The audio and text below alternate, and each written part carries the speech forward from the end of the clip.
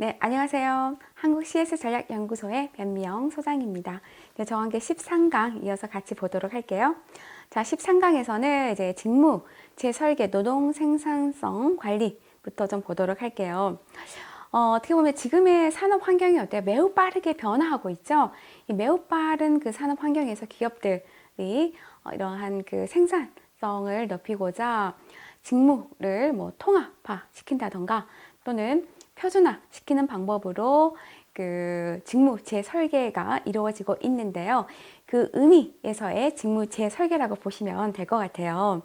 자, 그러면 직무 재설계가 뭐냐라는 걸 한번 살펴보면 직무 설계란 직무의 의미를 부여하고 만족감을 주어서 조직의 목표를 항상 여러분 제가 말씀드렸죠. 조직의 목표가 나오면 조직의 목표는 그냥 간단하게 효율성 조직의 효율성을 증가해서 어떻게 보면 수익이죠. 수익을 높이는 거죠. 이게 조직의 목표인 거죠. 조직의 목표를 보다 효율적으로 달성할 수 있도록 직무를 조화 있게 통합하는 활동을 의미하며 동시에 인간성 회복이라는 개인의 목표도 동시에 달성하는 것이다.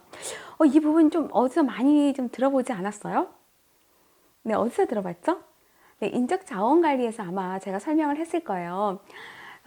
인적 자원 관리도 그렇고요. 직무 재설계도 그렇고 여기 보시면 인적 자원 관리도 조직의 목표와 누구의 목표, 개인의 목표가 동시에 달성이 돼야 된다고 그랬죠. 직무 재설계도 마찬가지예요. 직무 재설계 하는 것도 조직의 목표와 개인의 목표, 그때 아마 제가 개인의 목표 설명드렸을 거예요. 개인의 목표가 동시에 달성하려고 하는 게 바로 이 직무 재설계다라고 이렇게 보시면 돼요. 뭐 시험에서 직무 재설계는 조직의 목표만을 뭐 효율적으로 달성하기 위해서 뭐 이루어지는 거다라고 하는데 네, 틀린 거죠. 조직의 목표와 개인의 목표를 동시에 동시에. 그래서 직무 재설계는 기존 직무에 의미 있는 과업이 뭐 추가되고 더 큰 책임과 복잡성이 포함되면서 그 필요성이 커지게 되었다라고 이렇게 보시면 됩니다. 직무 재설계 방법에 대해서 한번 보도록 할게요. 자, 이 부분은 시험에 매우 잘 나오죠. 뭐 일반형이라던가 사례 통합형으로 해서 자주 출제가 되었던 내용이기 때문에 꼭 숙지를 해두시면 좋을 것 같아요. 자, 그러면 직무 설계의 방법에 대해서 보면 크게 여기서는 뭐 직무 순환, 직무 확대, 그리고 직무 충실화에 대해서 한번 살펴볼게요. 자, 직무 순환이랑 이거는 좀 여러분들 이해하기가 매우 좀 편할 것 같아요. 자, 직무 순환은 어때요? 직원이 지금까지 담당했던 직무의 기능, 작업 조건, 권한, 책임 등에서 다른 직무의 이동인 거죠. 이게 키워드죠. 다른 직무의 이동을 말합니다. 그래서 현재 직군에서 뭐 다른 직군으로 또는 현재 직무에서 다른 직무로 또는 내가 지금의 부서에서 다른 부서로 이동하는 거죠. 이동하는 겁니다. 그래서 수평적인 인사, 수평적인 거죠. 수평적인 인사 이동이 배치 전환적인 성격을 갖고 있는 게 바로 이 직무 순환이다라고 보시면 돼요. 저도 이게 제가 보면은 이제 병원에서 그 CS 교육을 할 때 간호사분들이 그 이러한 직무 순환을 좀 많이 하더라고요. 그러니까 내과에서 일을 했던 간호사분이 정형외과로 이렇게 옮겨가는 거죠.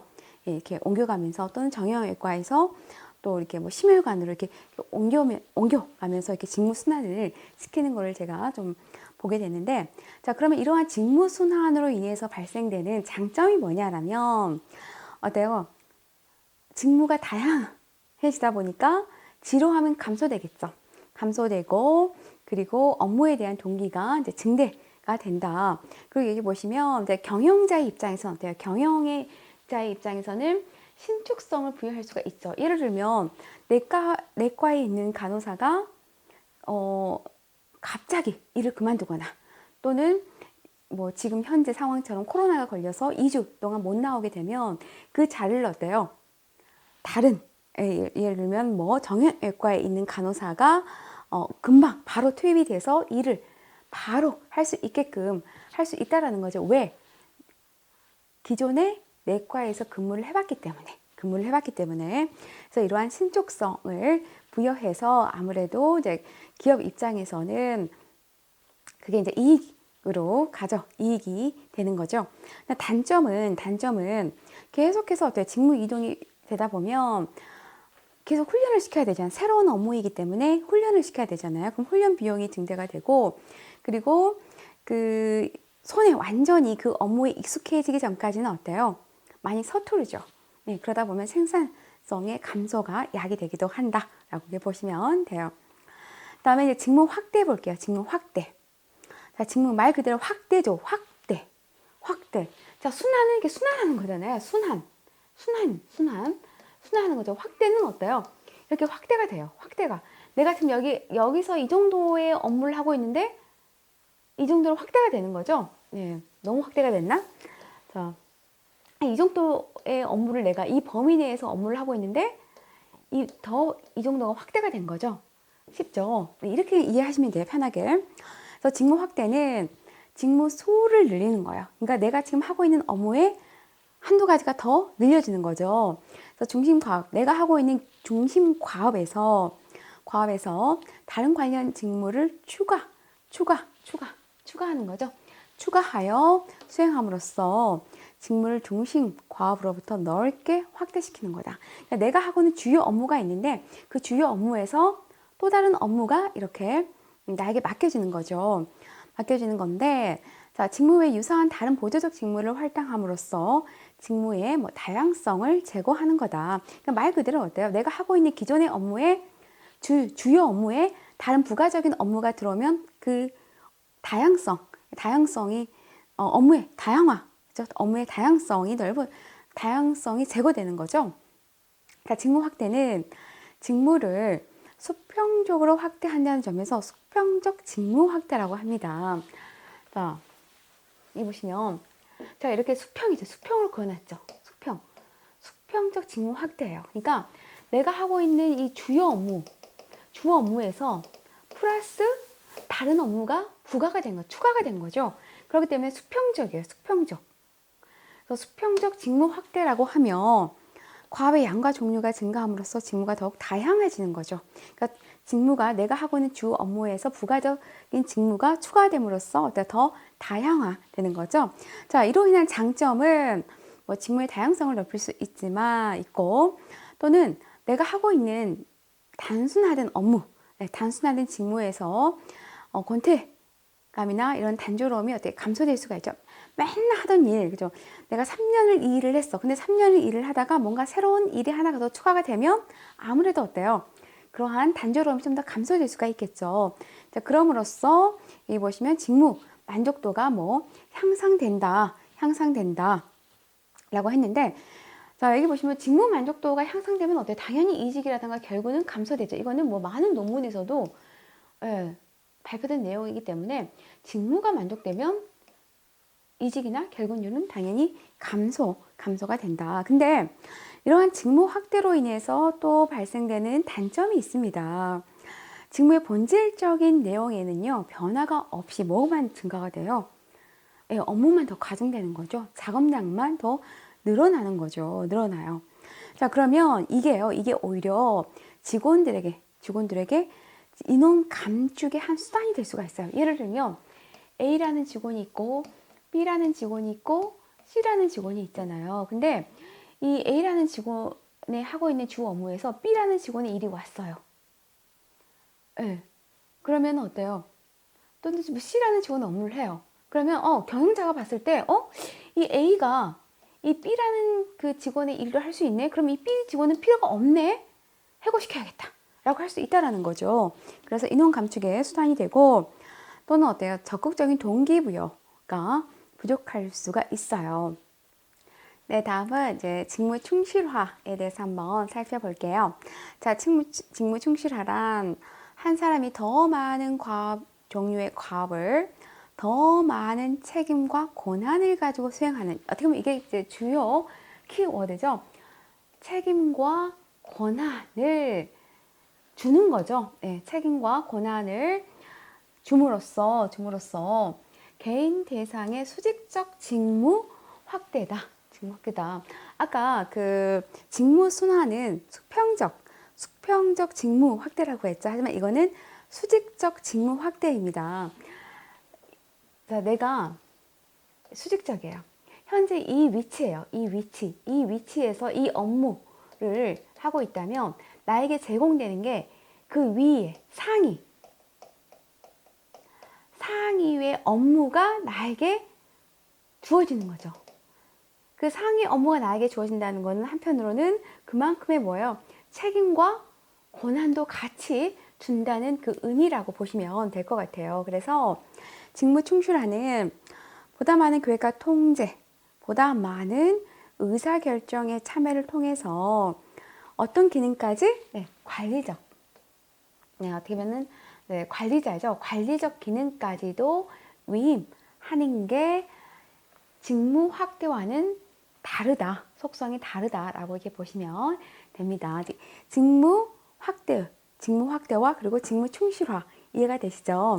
자, 그러면 이로 인한 장점을 보면 아무래도 어때요? 이제 내가 하고 있는 그 위치에서 조금 더 많은 권한과 책임감이 주어지면 그만큼 어때요? 성취감으로 인해서 만족이 증가가 되는 거죠. 당연히 만족이 증가가 되면 이거는 당연히 아까 말씀드렸죠. 이렇게 따라옵니다. 연관이 된다. 그리고 개인의 성장과 작업 환경에 대한 기회를 제공하는 게 어떻게 보면 가장 큰 장점이 또 될 수가 있고요. 그리고 이제 생산성을 향상시키는 장점이 있다. 근데 단점으로는 이제 이 직무 충실화는요, 낮은 숙련도를 필요로 하는 작업에는 적용하기가 어려워요. 뭐 적용하기 어렵다라는 의미보다는 좀 정확한 표현은 적용할 필요가 없죠. 왜냐하면 낮은 직무라는 게 낮은 것부터 고 난이도의 직무가 이렇게 있잖아요. 직무라는 건 수직적 이렇게 있는데 굳이 이 분야의 직무에 대한 작업을 하는 그런 직장이라면 이러한 어때요? 직무 충실화가 필요가 없는 거죠. 자, 그래서 이제 아까 이 직무 충실화는 이제 이렇게 사례형으로 이렇게 시험에 출제가 되는데, 뭐 이제 시험에 출제가 된 내용 중에서 예를 들면, 뭐 현장 직원의 접점에 근무하는, 세일즈 현장 직원에게 판매원에게 가격 할인을 할 수 있는 권한을 부여합니다. 네, 권한 부여라고 그랬죠? 권한 부여. 딱 이게 나오면, 직무 충실하구나. 딱 이렇게 여러분들이 파악하면 돼요. 그리고 이것도 이제 시험에 출제가 된 내용이죠. 학교를 졸업하고 인사과에 취업을 했는데 맨날 하는 일이 뭐 모집 공고하고 입사 지원서 배포하는 단순 업무만 하다가 어느 날 갑자기 우리 고등학교를 졸업한 후배의 그 면접을 참여하라는 그런 얘기를 듣게 됩니다. 그래서 인사팀의 하위직 사원에게 면접 인터뷰를 할 수 있도록 하는 거죠. 그럼 어때요? 이것도 직무 충실화가 되는 거죠. 그만큼 그 하위 직원에게 책임과 권한을 이렇게 주는 거잖아요. 그래서 이렇게 해서 직무 충실화까지 한번 살펴보았습니다. 다음은 이제 우리가 갈등에 대해서 한번 보도록 할게요. 아무래도 이제 조직 생활을 하는 사람들이라면 누구나 뭐 우리가 이제 의사 결정을 할 때 각각 그 조직원 개인마다 가치관이라던가 성격이라던가 자라온 배경이라던가 뭐 그 조직에서 추구하는 목표라든가 이게 다 다르잖아요. 다르기 때문에 거기서 당연히 뭐가 유발될 수밖에 없어요. 갈등이 유발될 수밖에 없죠. 그래서 이러한 갈등 아마 여러분들도 직장 생활을 하다 보면 누구나 한두 번쯤은 다 겪어 봤을 거예요. 겪어봤는데 자, 갈등의 여기서는 유형을 한번 살펴볼게요. 자, 갈등의 먼저 순서를 보면 이게 이제 시험에 출제가 되죠. 갈등이 야기되는 그 순서 있죠, 순서 꼭 기억을 해두세요. 시험에 출제가 됩니다. 처음에는 갈등이 표면화가 됩니다. 갈등이 이제 야기가 서서히 일어나기 시작을 하는 거죠. 그럼 이제 인지, 각 개인이 어때요? 아, 갈등이, 갈등이 나오는구나. 갈등이 시작되는구나. 라고 해서 그 개개인이 인지하는 거죠. 그 갈등에 대해서. 인지하고 그리고 감지하는 거다. 이게 이제 인지의 개인화이고요. 자, 이렇게 그 갈등이 인지가 되면 이제 이거를 어때 해결하려고 모색하는 거죠. 아, 이 갈등을 빨리 풀어야겠다. 풀기 위해서 모색하는 게 바로 이 행동의 결정이라고 보시면 돼요. 행동의 결정이다. 자, 그런 다음에 이제 갈등을 해결하기 위해서 행동을 합니다. 행동하면 그로 인해서 갈등에 대한 순기능과 역기능에 대한 결과가 나타나게 되겠죠. 자, 그럼 여기서는 행동의 결정에 있어서 갈등을 해결하는 어떻게 갈등을 해결할 건지를 좀 보도록 할게요. 뭐 경쟁에 의해서는 서로가 협력하고 타협하면서 갈등을 뭐 해결하기도 하는데, 자, 하나하나 보면 먼저 경쟁으로 갈등을 해결한다. 이거는 상대방의 입장과는 상관이 없이 어때요? 자기의 이익만을 만족시키려는 거죠. 이게 바로 경쟁이다. 협력은 갈등 당사자들이 서로 상대방의 관심을 만족시키기를 원하는 상황일 때 어때요? 협력하게 되는 거죠. 근데 이 조건이 있어요. 조건이 어떤 조건이냐? 이 협동을 할 때는요, 전체 목표와 자신의 목표에 대한 관심이 모두 높아야 돼요. 하나의 목표, 자신에 대한 목표만 있고 전체 목표에 대한 관심이 없을 때는 이 협력하게 되지 않죠. 그래서 전체 목표와 자신의 목표에 대한 관심이 모두 높을 때 나타나는 것은 무엇입니까? 라고 하면 정답은 협동이 됩니다. 이게 그대로 시험에 출제가 됐었죠. 다음 타협은 서로 부분적 교환과 희생을 통해 만족을 취하려는 거다. 이게 바로 타협인 거죠. 타협이고, 이제 시험에서는 주로 이 협력과 타협이 시험에 좀 많이 건드려지는 부분이에요. 다음에 회피는 갈등으로부터 처리하거나 갈등을 어때요? 스스로가 억누르려고 하는 거죠. 그러니까 무시하는 거죠. 일부러 무시하려고 하는 거. 다음 수용은 상대방의 관심사를 우선시하는 거. 내 관심보다는 상대의 관심을 더 우선시하는 게 함으로써 그 갈등을 해결하려고 하는 게 바로 수용이고요. 그리고 절충은 갈등의 당사자들이 서로 뭔가를 양보함으로써 그 갈등을 해결하려고 하는 게 바로 이 절충이다라고 보시면 돼요. 뭐 특별히 내용 자체가 어렵지 않기 때문에 한번 읽어보시면 될 것 같아요. 자, 그러면 갈등을 이제 해결하는 방법을 한번 구체적으로 살펴보면, 자, 문제 해결을 통해서 해결하려고 합니다. 이건 뭐냐면 갈등의 당사자가 직접 대면해서 갈등을 해결하는 거죠. 우리 그 전공법이라는 거 많이 들어보셨죠? 네. 쉽게 말하면 전공법이라고 볼 수가 있어요. 그래서 직접 대면해서 문제를 해결하는 거다. 그다음에 상위 목표를 제시를 합니다. 자, 서로 간의 협조 없이는 달성이 불가능한 공동의 상위 목표를 제시를 하는 거죠. 예를 들면 A 부서와 B 부서가 엄청난 갈등을 겪고 있는 거예요. 자, 이랬을 때 이 상위 목표를 이 A와 B 부서에 주는 거죠. 자, 공동으로 해서 이 목표를 달성하도록 하는 거죠. 그럼 어때요? 서로가 A 부서와 B 부서가 이 상위 목표를 달성하기 위해서 서로 협력하고 뭐 의견을 제시하고 어떻게 보면 서로가 상호 의존적이 되는 거죠. 그럼으로써 갈등이 저절로 자연스럽게 해결될 수 있도록 하는 거다라고 보시면 되고요. 다음 설득은 아마 우리 여러분들 설득 A 모듈에서 설득과 협상 공부한 거 기억나시죠? 자, 설득은 말 그대로 상대가 정말 원하는 그 가치를 제공해 줌으로써 갈등을 해소시키려고 하는 거다라고 이렇게 보시면 될 것 같아요. 그 협상은 아마 여러분들 협상은 어때요? 우리가 항상 상호 윈윈인 거죠. 상호 윈윈. 그 키워드 기억나시죠? 협상은 상대방과 내가 원하는 바를 모두 A와 B가 있으면 A와 B가 모두 얻는 방식으로 이 갈등을 해소하는 거죠. 자, 그러기 위해서는 어때요? 양보할 건 양보하고 내가 취할 건 취해야 되는 거죠.